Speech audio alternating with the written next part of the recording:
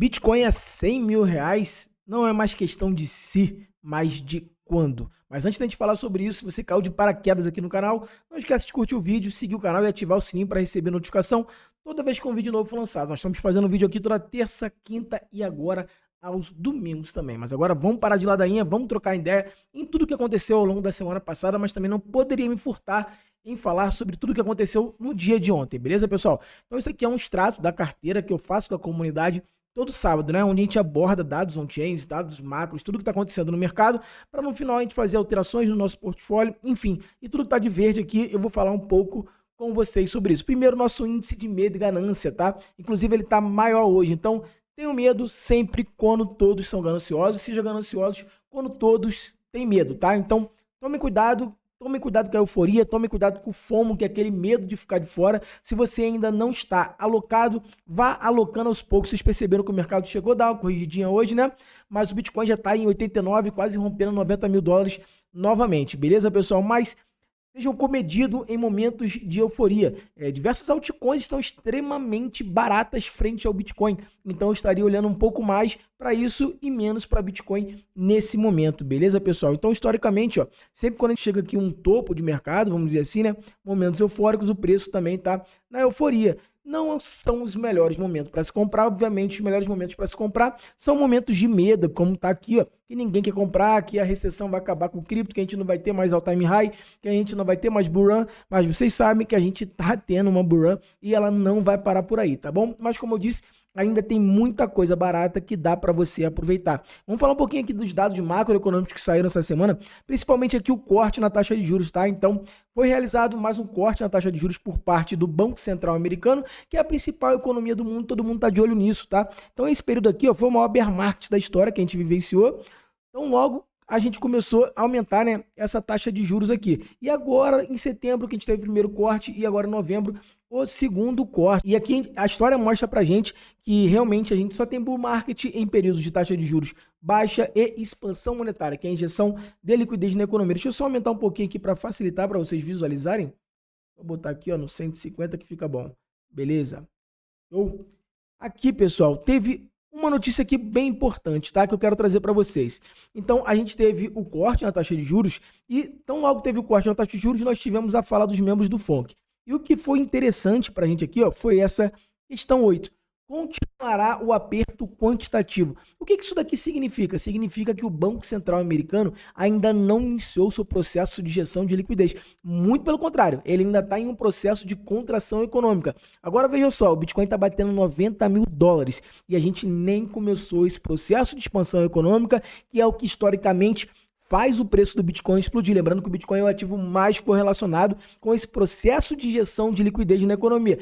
Obviamente que a gente está tendo esse processo de injeção de liquidez por parte de outros bancos centrais ao redor do mundo, mas por hora a gente ainda não está vendo esse movimento pela principal economia mundial, que é onde está todo mundo com os olhos voltados. Mas estamos vendo pela segunda maior economia do mundo, que no momento é a China, que está com estímulos monetários tão grande quanto no primeiro dia do Covid, né? Para vocês entenderem a situação. Mas falando um pouquinho aqui do aperto quantitativo, é exatamente isso aqui que a gente está visualizando. Ó. Vamos lá, a gente teve aqui a pandemia do Covid de 2020 e aí a gente vivenciou aquele processo que eu mostrei para vocês de basicamente taxa de juros zero ao redor do mundo inteiro e, paralelamente a isso, uma injeção de liquidez na economia, que foi diferente do que está sendo agora também, tá? Porque naquele momento aquele dinheiro já foi para a ponta da linha, né? Então, muita gente começou a receber auxílio ao redor do mundo. Então, o dinheiro já foi direto ser injetado na economia. E foi esse volume de dinheiro aqui, ó. Olha aqui acabou o aperto monetário e aí começou a injeção de liquidez gigantesca. Então o ciclo meio que se reinicia, né? Muito dinheiro jorrando na economia, taxa de juros baixa, a inflação começa a aumentar, você precisa controlar a inflação aumentando a taxa de juros e causando um processo de aperto monetário, que foi o que aconteceu aqui. E aí esse capital que está em cripto, bolsa de valores, afins de rendas variáveis, migra para renda fixa novamente, porque está atrativo lá novamente. E quando sair baixa, injeção de liquidez, esse pessoal volta. Aqui só teve uma volta, que foi em 2023, quando teve a quebra do banco Silicon Valley, tá? E aí teve essa injeção, né, esse socorro aos bancos ali nos Estados Unidos, e aí a gente voltou para esse aperto quantitativo que eu acredito que na reunião de dezembro possa ser que a gente acabe de uma vez por toda por esse aperto quantitativo, e eu acredito que quando a gente tiver essa injeção maior de liquidez, aí sim a gente vai ter aquela fase mais explosiva, aquela fase onde as altcoins começam a performar muito fortemente. Um outro ponto muito bom aqui é quando a gente avalia a quantidade de bitcoins nas corretoras. E a gente olhando aqui, a gente percebe que estamos nas mínimas históricas desde 2021, pessoal. Então, somente na última semana, mais de 40 mil bitcoins foram sacados das corretoras. Isso aí significa que ninguém está querendo vender bitcoin. A oferta circulante negociável de bitcoin está cada vez menor. E nessa semana já tivemos uma saída de mais de 40 mil bitcoins, tá? É porque isso daqui eu faço essa aula no sábado, pessoal, então são dados referentes à semana passada, beleza? E quando a gente olha para a liquidez global, a gente percebe que a gente tá num processo de expansão de liquidez, mas com relação à semana passada e até mesmo mês passado, a gente está tendo até uma leve contraçãozinha. E por que a liquidez global é extremamente interessante e importante? Porque eu falei para vocês que o Bitcoin é o ativo mais correlacionado com essa liquidez global. Então, a linha de preto é o preço do Bitcoin, a linha de azul, e claro, esses gráficos verdes que parecem uma selva aqui, são a liquidez global. Então, todas as vezes que a gente tem pico de injeção de liquidez global, a gente tem pico do Bitcoin, né? Topo do Bitcoin, topo do Bitcoin. E quando a gente tem uma contração monetária aqui, ó, a gente tem bear market, a gente tem o Bitcoin batendo mínimas históricas. Agora, um ponto bem interessante é, como eu tinha mencionado para vocês anteriormente, a China acabou de injetar 1,4 trilhão de dólares na sua economia. Isso daqui ainda não foi precificado, tá? Então a gente vê que a China está num processo crescente de injeção de liquidez, enquanto os Estados Unidos está num processo crescente de contração monetária até o momento, que eu acredito que está se chegando ao fim. Vale muito a pena a gente acompanhar em dezembro para saber se ele vai falar que vão estagnar essa fase de aperto quantitativo, beleza, pessoal? Agora aqui, ETF de Bitcoins estão batendo todas as máximas históricas. Então, na semana passada, 1,63 bilhões de dólares foram comprados por meio dos ETFs na semana passada. E somente ontem, mais 1 ponto alguma coisa bilhão, não lembro agora de cabeça, também já foram comprados em um único dia, pessoal. Então, desde que Donald Trump ganhou, está havendo um FOMO, um medo de ficar de fora por parte de institucionais. Eu peguei uma matéria de uma gestora que tem mais de 700 bilhões de dólares sob gestão, que ela estava falando para os seus clientes: comprem o máximo de Bitcoin o mais rápido possível. Não lute contra isso. E por que não lute contra isso? Vamos lá. Donald Trump acabou de ser eleito presidente norte-americano e é muito pró-cripto, inclusive possui bastante Ethereum também na sua carteira, que a gente rastreou a carteira de Donald Trump lá na comunidade. Elon Musk vai ser o gerente do plano econômico, e Elon Musk todo mundo sabe que é muito pró-cripto também. Grande parte dos deputados e senadores eleitos são pró-criptos. Existe um plano de comprar 1 milhão de bitcoins nos próximos 5 anos para tornar o Bitcoin uma reserva estratégica dos Estados Unidos. Então, todos esses big players, todos esses institucionais já entenderam qual vai ser a pegada do governo de Donald Trump para os próximos 4 anos. Os Estados Unidos está com a dívida de mais de 38 trilhões de dólares. E o Bitcoin, ao que parece, é a salvação para esses combatentes aí norte-americanos, tá? Então, um volume gigantesco de compras, tá? E o que mais me espantou foi o volume tradeado aqui dentro, tá? Então, na semana retrasada, 15 bilhões de dólares de volume de negociação, e na semana passada 16 bilhões de dólares. Por que isso aqui me chama a atenção? Porque é dessa forma que essas grandes gestoras ganham dinheiro. Não é quando alguém comprou 100 mil bitcoins. O que importa não são os 100 mil bitcoins, e sim a taxa que ela pagou para comprar. Então são iguais umas corretoras, né? Ganham com taxa de corretagem, beleza? Isso daqui torna cada vez mais a vontade de grandes players, né? O apetite por institucional de lançar ETFs, porque isso daqui, esse é o negócio mais vantajoso que qualquer uma gestora dessa já lançou, e eu vou provar aqui para vocês, ó. O IBIT, que é o ETF da BlackRock, em um único dia movimentou 4,1 bilhões de dólares, que foi no dia 6, né? Logo após a vitória de Trump. Então, isso aqui já fala por si só, né? 4,1 bilhões de dólares de volume de negociação. Quanto que a BlackRock não ganhou, tá? Em apenas 20 minutos, 1 bilhão de dólares foi negociado assim que abriu, né? Logo após as eleições. E no dia de ontem também, mais de 1 bilhão em 25 minutos. Eles estão ficando muito lento, né? 5 minutos depois. E quando eu falo para vocês que esse é o produto mais vantajoso, o negócio mais vantajoso que todos esses grandes players já lançaram, é isso daqui, pessoal. Então, ó, o IBIT, o ETF da BlackRock, em 10 meses já acumulou mais de 33 bilhões de dólares. Agora, o ETF eTrust, se eu não me engano, tá? Que é da BlackRock também, só que é de ouro, não acumulou isso desde 2005. Então, em 10 meses, a quantidade de bitcoins comprados por meio do ETF da BlackRock superou a quantidade de ouro comprado por meio do ETF da BlackRock que existe desde 2005. Então, não há negócio mais vantajoso para esses big players do que esses ETFs de Bitcoins e de Ethereum. E essa daqui é a diferença, né? Olha aí o volume, né? Olha o candle, só faltou ser verde para ser o candle do Hulk aqui. A velocidade que o Bitcoin alcança, né? Os marcos que o ouro levou muito mais tempo para acompanhar. Agora o gigante adormecido está ressurgindo. ETF de Ethereum viu um inflow de 54 milhões de dólares na semana passada. Maior inflow já registrado até hoje, tá? Até ontem, na verdade, eu vou mostrar para vocês aqui que ontem os ETFs de Ethereum acumularam mais de 230, 280 milhões de dólares. Deixa eu pegar aqui para mostrar bonitinho para vocês, ó. O gigante adormecido está despertando. O ETF de Ethereum teve mais de 500 milhões de inflow após a eleição, ou seja, do dia 6 para cá, mais de 500 milhões de dólares de inflow. Com destaque para o dia de ontem, que viu o seu maior inflow, né? Então superou o que eu acabei de mostrar para vocês, 295 milhões de dólares. Mas o que mais me chamou a atenção é que o volume negociado, já falei para vocês que o que dá dinheiro para gestores é volume negociado, ultrapassou em um único dia 900 milhões de dólares. Esse valor de volume negociado só aconteceu nos primeiros dias que a gente tinha aquela demanda reprimida, beleza, pessoal? Então, não deem fade, não fiquem achando que o Ethereum não vai performar, porque o Ethereum tem um mecanismo de queima e quanto mais você usa Ethereum, menos inflacionário ele fica e é um efeito bola de neve, beleza, pessoal? Tem até um pouquinho mais aqui pra gente falar de Ethereum. Aqui é Nate e Eric Balchunas, são dois dos maiores especialistas em ETFs do mundo e os dois estão muito bullish com o ETF de Ethereum. E ele falou aqui que o primeiro fundo de pensão que comprou o Ethereum aconteceu agora, né? E não só o fundo de pensão de Michigan comprou o ETF de Ethereum, mas eles compraram mais do que compraram de ETF de Bitcoins. Então alocaram 10 milhões no ETF de Ethereum e 7 milhões no ETF de Bitcoin. Se você não estiver comprado em Ethereum, achando que o Ethereum flopou, já era, você pode se arrepender, tá? Eu tenho falado muito isso na comunidade, não é nem falar isso aqui com vocês, mas eu vou abrir aqui também de Ethereum, tá? Então, Ethereum começou a ser um pouco menos inflacionário, então agora cada um Ethereum gerado 0,58 desse Ethereum é queimado, o que faz a sua inflação diminuir cada vez mais, chegando naquele ponto que a gente fala que o Ethereum é ultra sound money, né? Ele acaba por ficar deflacionário. Quanto mais a rede tem usabilidade, mais etéreos são queimados. E quando a gente olha para o ponto de stake, né, a gente vê que está na máxima histórica a quantidade de etéreos em stake. Então vamos fazer um raciocínio aqui lógico, tá? A demanda por etéreo está ficando grande por parte dos institucionais, por parte dos ETFs.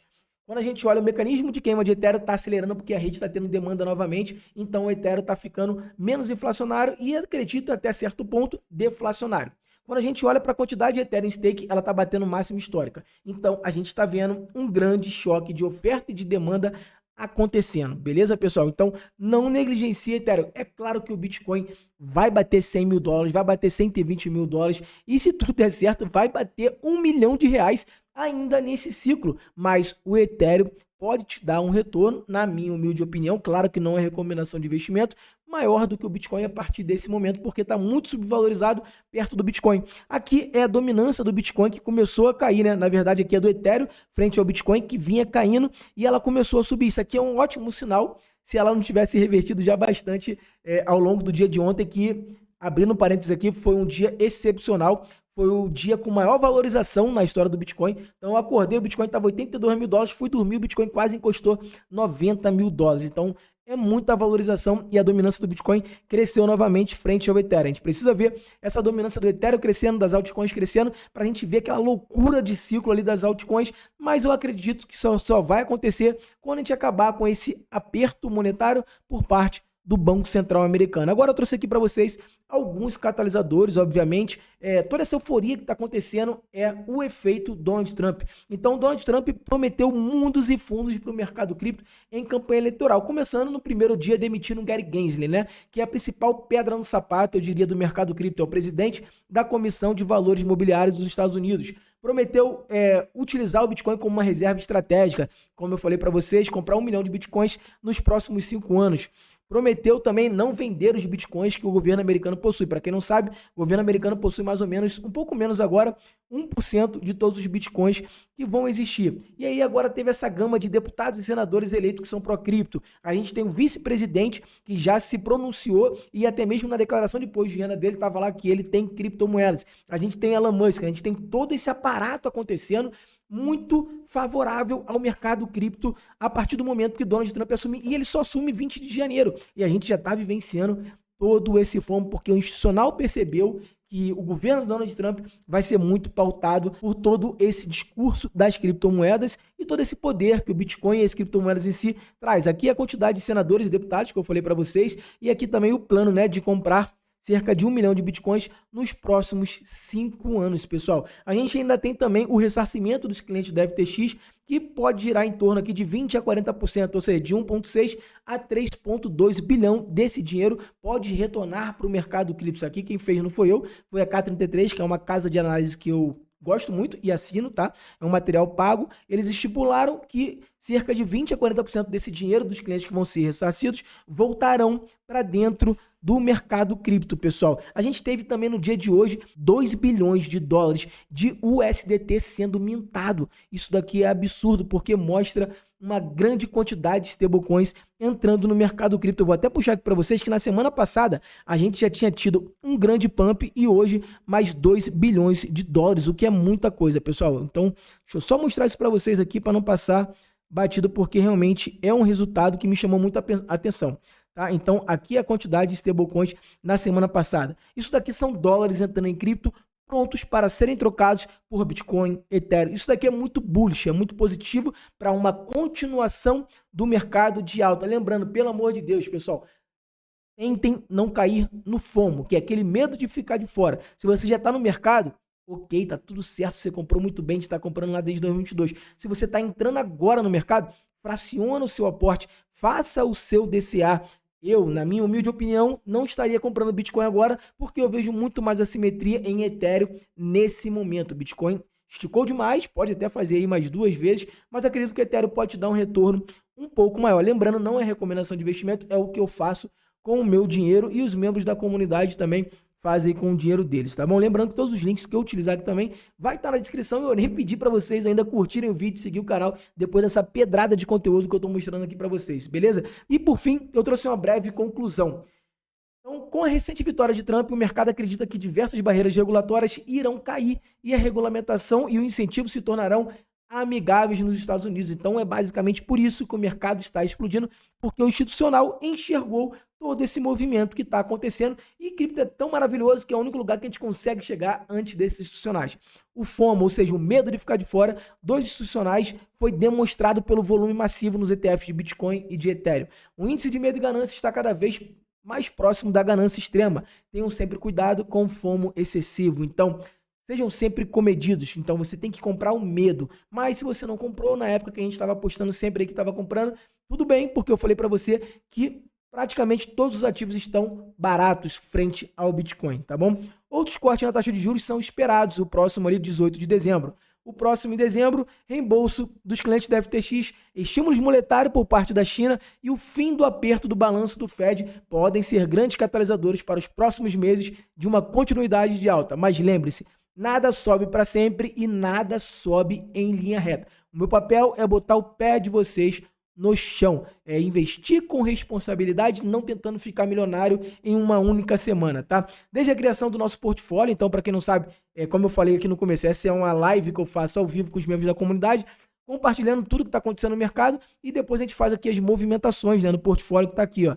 Alterações no portfólio, não vou mostrar para vocês, obviamente que seria injusto com os membros, e alocação, né, o percentual, tudo que está alocado e a variação do nosso portfólio na semana.